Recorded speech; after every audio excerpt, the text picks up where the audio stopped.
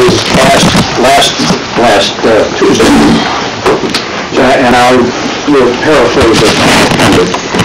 It goes along with job description, but rather in a generality,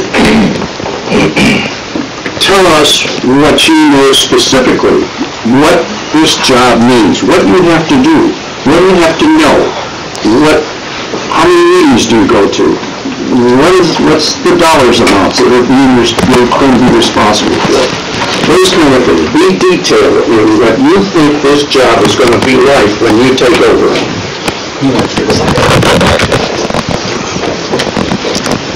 Rich, I'll start with you. Oh, thank you. Again, Township Supervisor position. I've talked to Mr. Case on numerous occasions. He's gone to meetings for ambulance, for roads, for assessing, for... I'll be honest, I don't know how many meetings I'm getting. Would inherit if I get this position. I know what the budget is from being on the fire department. I've worked with the budget. Again, don't know the numbers off the top of my head. I have it in a briefcase at home and didn't think to bring it. It's a huge responsibility to all these people that are here. And I know I can do that job. Thank you. The job of the township supervisor is that of a leader. And a leader is more than just simply being a supervisor. A leader gathers the support of his or her township board so that ideas and things can be accomplished. What's our budget? You're looking at better than $800,000. How many meetings you attend? Well, you see, we've always tried to conduct all of our meetings at a regular township meeting. We've had special meetings, so if you add those in, we're probably going to have 18 to 20 meetings per year. The township supervisor also is obligated to go sit with the appeals board, not on the appeals board, but go and see what's going on there. He's also required to attend all of the zoning board meetings as well. So we have another anywhere from probably 18 to 24 additional meetings there. The township supervisor is also, if you will, the ambassador to the rest of Van Buren County, because there is a supervisor's meeting each month, and you go to that. The township supervisor also has to be cognizant and aware of the sewer authority and its doings.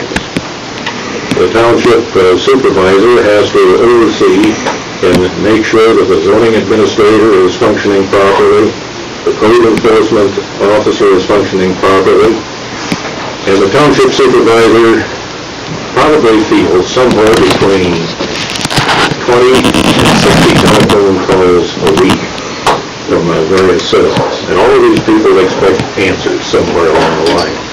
And the township supervisor's job is to provide those answers. Or, in the alternative, to tell the person that they don't have the answer and the reason why they don't have that answer.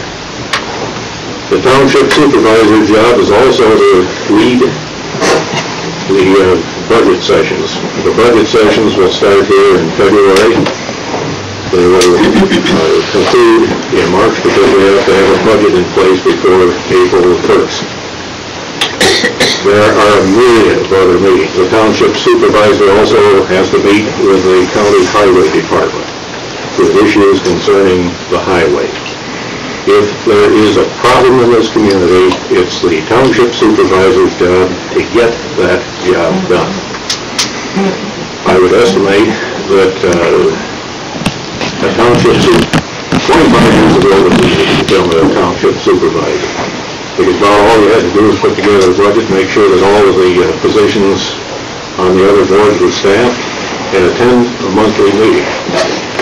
Incidentally, neither Mr. Crew nor Mr. Daniel seem to recognize the fact that the other elected members on that township board are his equal. They don't even have to attend a meeting if they don't want to. And the supervisor can't tell them whom they're going to be present, where they're going to be present, and how they're going to do their job. The supervisor has to engender a sense of loyalty and teamwork from his township board. I think my 35 years as a lawyer, practicing lawyer, gives me that ability to work with any board, however it's constituted, better than any other candidate here before you tonight. Thank you.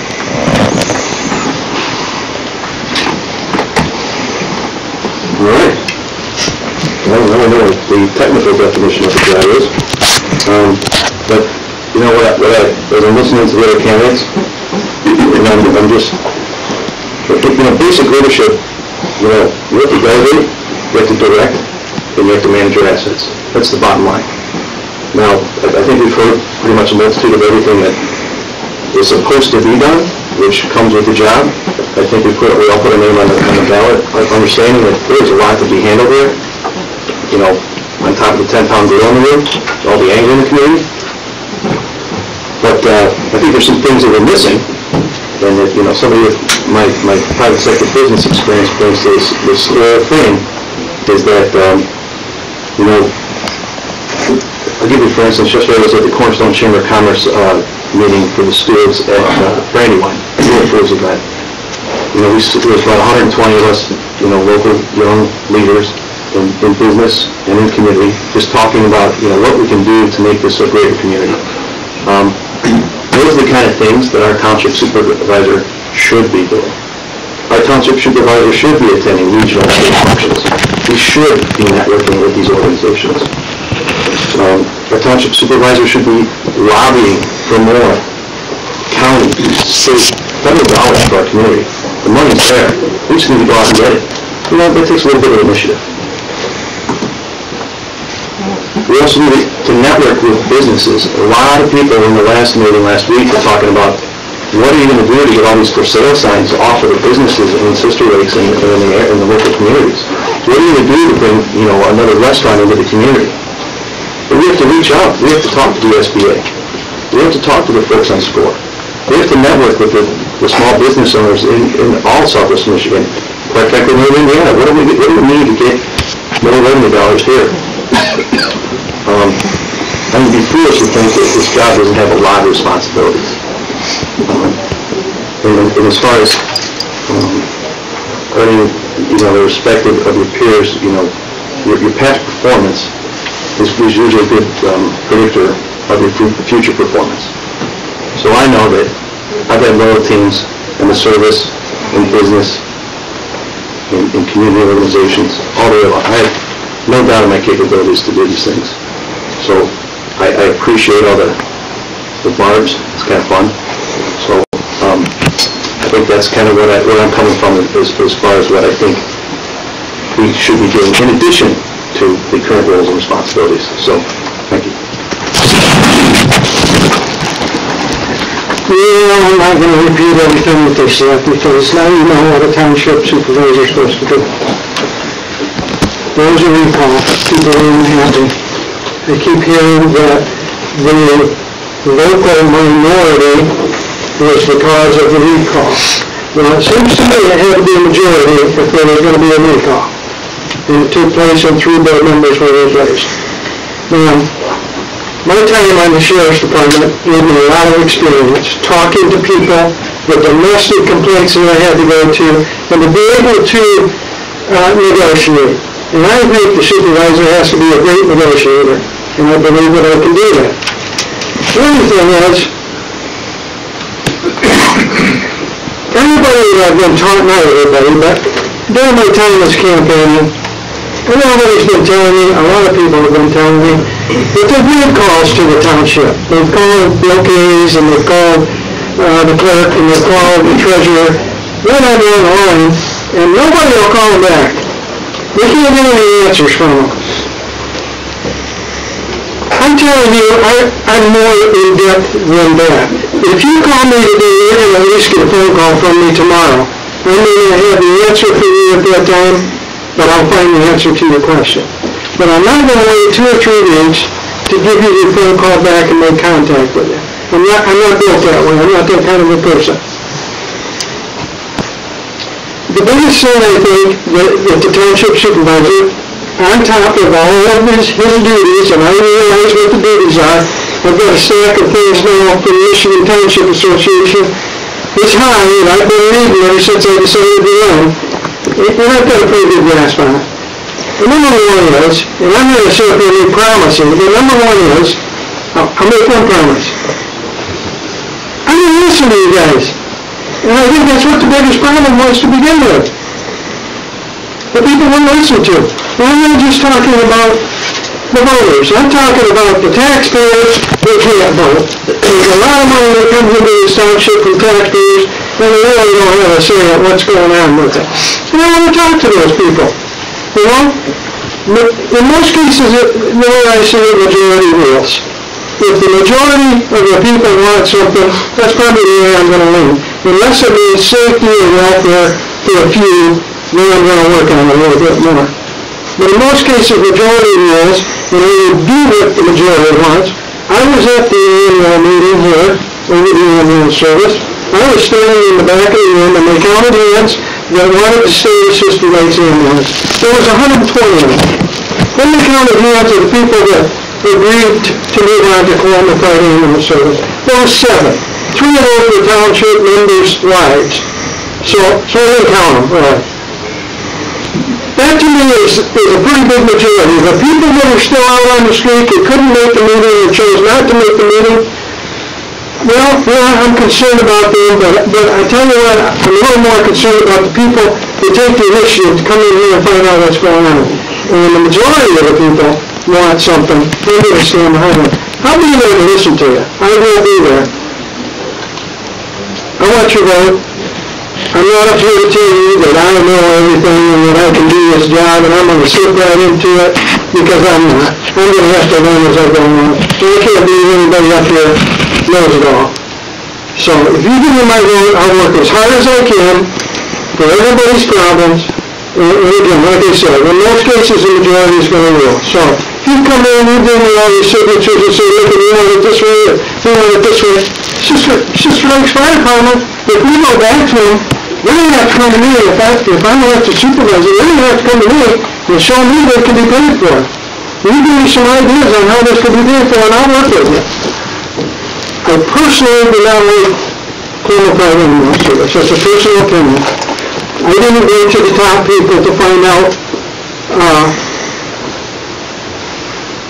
what's going on, because you're going to get a story that they want you to hear. I went to the emergency rooms, to the patients that have had the ambulance there, to the funeral home directors, to firefighters, and other ambulance services.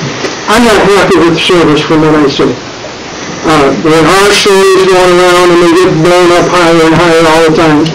And personally, I don't like the service. If we can't go with Sister Wright's, let's go with a different one, or try to negotiate with this township over here, and Hartford City, and Hartford Township. I'm not saying that we don't have to share services, because that's what it's coming to. Eventually, the state's going to try to take over all the townships. They want the townships' money to do what the state wants. So until we get this worked out between our 2 fire departments, our ambulance services, our police millage, our road millages and everything, it's going to take somebody pretty strong to sit in the supervisor's seat to handle all those problems. I think I'm the guy to do it, and I'd like to vote. Okay, on the trustee side, there is a long list of things that we need to know, and basically how governments run from the smallest local level on up, how to communicate with our people, leadership abilities, policy making skills, and township issues. So there's a lot to learn, a lot to know under each one of these areas here, as far as how many meetings I'd have to go to. We have a meeting once a month, and then any other special meetings or public hearings or anything else that might might come up. I don't know the exact number that would be. But I would say on here, the trustee also has to have the ear of the people. And part of that, one of my goals would be, if I got in here, was elected in, is how do we communicate better? it's impossible to go to everyone's home to find out if somebody needs something. But our phone numbers are out there. My cell phone number would be made available to anyone who wants to talk over an issue, or if the trustee's position also is to bring concerns of the people to the board and to discuss that. So how do we, do better communication? And I would love to see a system where we have online, you can get onto the website, and anything that's new and updated, any of our township meeting minutes are on there, or anything special that the community needs to know would be on there, even for our out-of-state homeowners, just so everyone can keep informed. I need to be knowledgeable about many different issues and issues going on in the township itself. I have no experience. I'm not a politician. I've been doing a lot of reading as well, and would continue to do so. I take this position very seriously, and I would not come in just kind of going along. I would come in and try to learn it to the best of my ability, and learn along the way. I'm a realtor, and I can tell you almost every single day I learn something new about the industry, and I would imagine it would be the same thing as a Keeler Township trustee. Thank you. So how many meetings am I responsible to go to? I do know what the number is, as many as I want to. There's obviously the one board meeting per month that, although not required to, we do attend, but there's so many meetings that I could attend if I choose to, and I plan on attending as many as my wife will allow me to. And Joe, be careful, I do appreciate the women behind the men, so don't put this in the women behind the men. But there's MTE workshops, plan commission meetings, road commission meetings. The list is as long as you want to make it, and as much time as we as trustees and their supervisors want to put into it.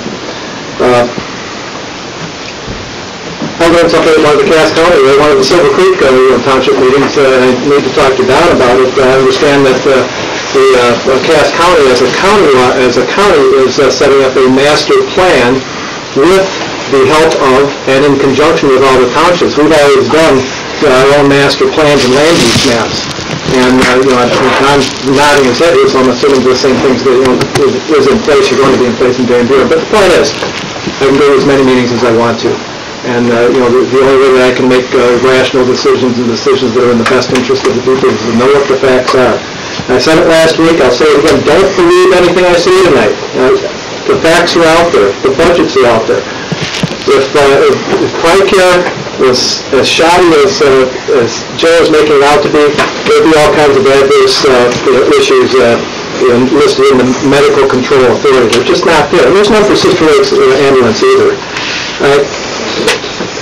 If they're so lost, they're so expensive, they're so incompetent, why have 28 communities sign contracts with them, continue to renew those contracts? Some are asking for 10-year contracts instead of 5-year contracts. And these are our neighbors, the Wajak, Brookhaven Township, Wayne Township, Bainbridge Township.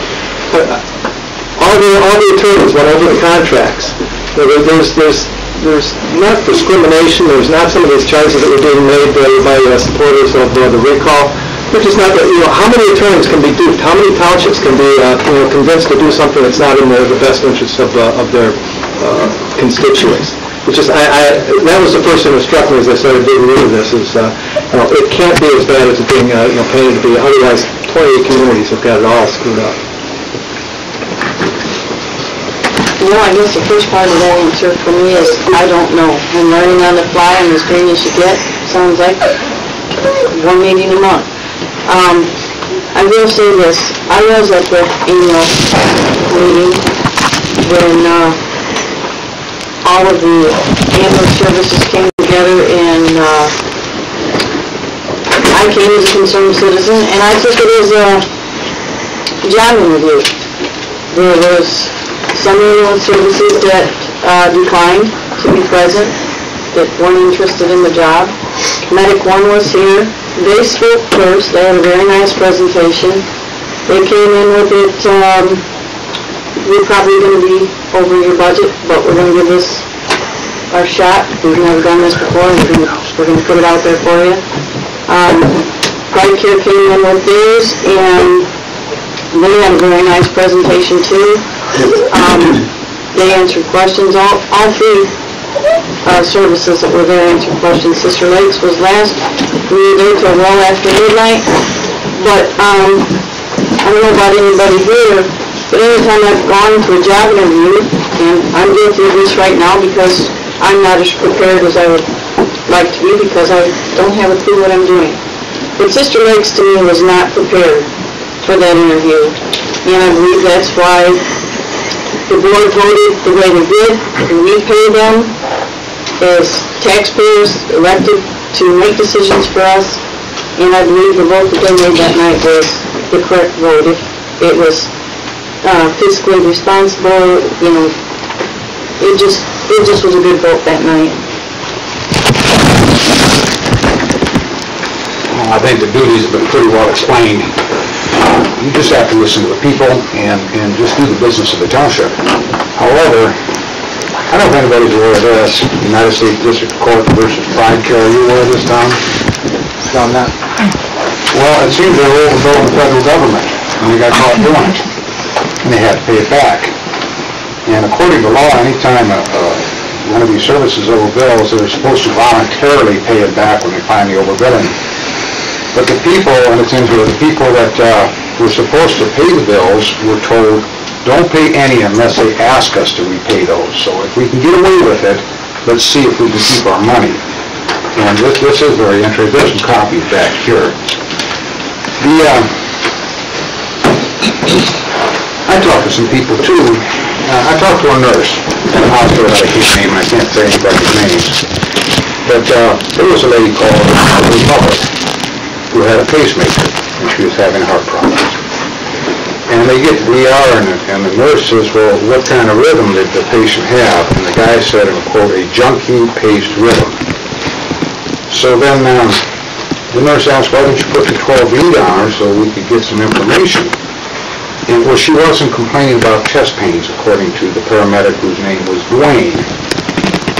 And then finally he said, in a quote, my unit does not have that capability. Not all of their units have the 12 leads that they're supposed to have. They are not as fully equipped as everybody says they are. When you go talk to them, they'll tell you everything that they think you need to know, but it's not accurate. They don't have the equipment, guys. The other thing they're doing too is in the employee handbook, it says in the book to their employees to charge every call as an ALS call, advanced life support. You get a boo-boo on your little toe that's the same as a heart attack and you pay more for it. That's overbilling, guys. That's too much. And it's in black and white. They also have, and I may be wrong, my numbers now may have changed, but they've got like 28 contracts, but only like 16 ambulances. How in the world can you be in 28 different places with 16 units? And they're not always in Keeler, guys. They're supposed to be here 24/7. They aren't here 24/7. One case in point was early this year over at Hager Shores. This man had a heart attack over there, which is one of their contracted areas. They didn't have an ambulance there. So in that case, they're supposed to call for mutual aid. They didn't call for mutual aid. They sent the ambulance from here clear to Hager Shores. It's a 20-minute ride. And I don't know if they could have saved the guy or not, but he eventually died anyway. But meanwhile, while they're doing that 20-minute ride to get the money, which would be the only reason they would be doing it for, they left us unprotected. If I would have had a heart attack during that period of time, they wouldn't be here. My daughter had talked to an ambulance that was parked by the church here, even before they had the contract. They based an ambulance here.